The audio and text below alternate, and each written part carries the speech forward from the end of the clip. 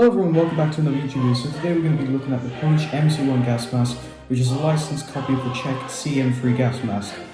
As far as I'm concerned, there's no real difference other than a brown Bakelite inlet exit valve, and also it being like a grey colour, although I'm sure that there is a grey Mc-1. But without further ado, let's look at the mask. So, we open this bag like this. And you can see there, and number 2 is in this gas mask is a size 2. And also you'll see by here, a little stamp here. I can't really make it out, sadly. And also another one there, which I also can't make out, so I'm afraid I can't really put too much detail in there. So, let's get the mask out. Hopefully without breaking anything. So, here's the mask. You can see it pretty well. And as you see, it's a size 2, and if you look by here, hopefully you can see some little molds for that. And basically, what it means, it was made in the 3rd quarter of 1979, and also the 5th fall. And basically, with the 95, apparently it's some ID.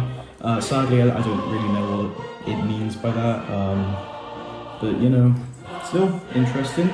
Sadly, it was covered in talcum powder and I had to wash it off because I don't breathe in any talc, but that made me have to wipe off some stamps. And obviously, if I'm going to choose between, you know, health and safety and stamps, I'm going to choose health and safety. Now if you look here, you see the exhale valve is covered, see that's the exhale valve by the way, and it's covered by this little metal grid looking thing, and here's the intake valve. So, let's move on to the filter. So, they didn't give me the original filter, but they gave me a CFF3, and basically the filter, it isn't leaking, but it's also not in date. I believe it expired either 2000 or 1999.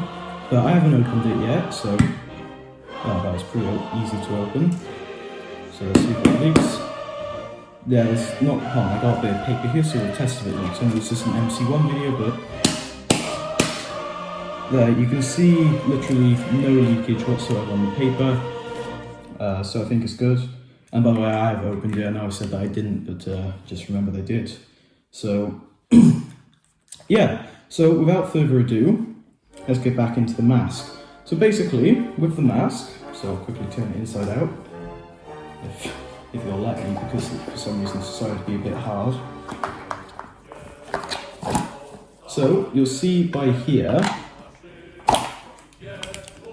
as a Tissot tube system, as a way to defog, and also you can see the exhale valve right there. And by here,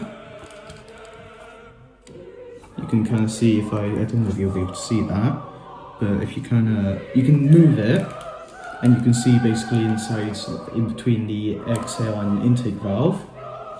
And you see there a bit of room for your nose, which is always helpful. If you have a big nose, I don't, but you know, not everyone's created equally. And also it has this, I think Bakelite ring around it to stop the valves from just plopping off the mask halfway through being gassed, because that would not be helpful, trust me. But anyways, before we get into anything else with the mask, I'll show you this other cool feature. Well, not feature, the people who I bought it off, they gave it to me, and it also came with, if I can find it, because I swear I put it in the bag, yeah I did, they gave me this. Now, you might be wondering, what the hell's that?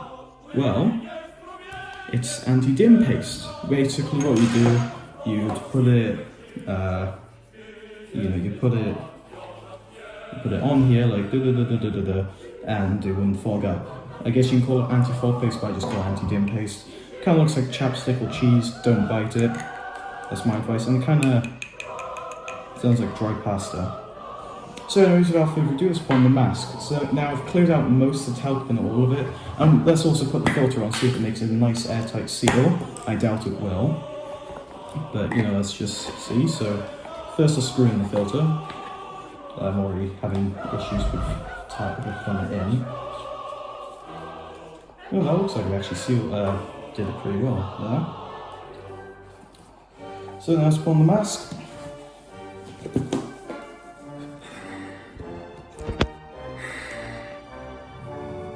So let's put on some straps.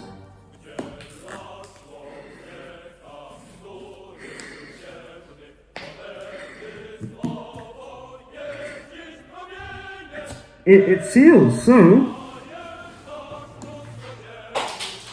yeah, it seals properly, so that means that it works with a NATO filter. Now, the rubber, it's thin, but at the same time it's strong. It's not like the GP5's rubber, which is floppy. And as I said, it's pretty thin, but it's a strong rubber. I don't know the exact rubber that it's made out of.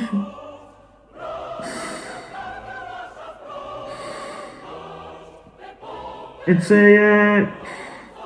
I think it's a 6-point head harness, and also, you can see that the defogging system works kind of well, not the best, but it works.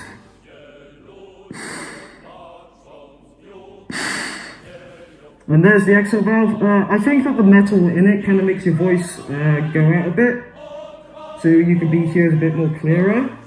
I hope that's the case, because otherwise you won't be able to hear me. But this is size 2, it fits pretty well. I can still feel a bit of talc going like up my nose, but I'm sure I'm fine. Talc isn't that bad, but it's still not helpful to breathe in.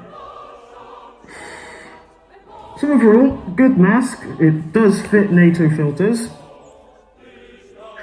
Yep, fits NATO filters. And yeah, overall, it's pretty good. I hope you enjoyed the video.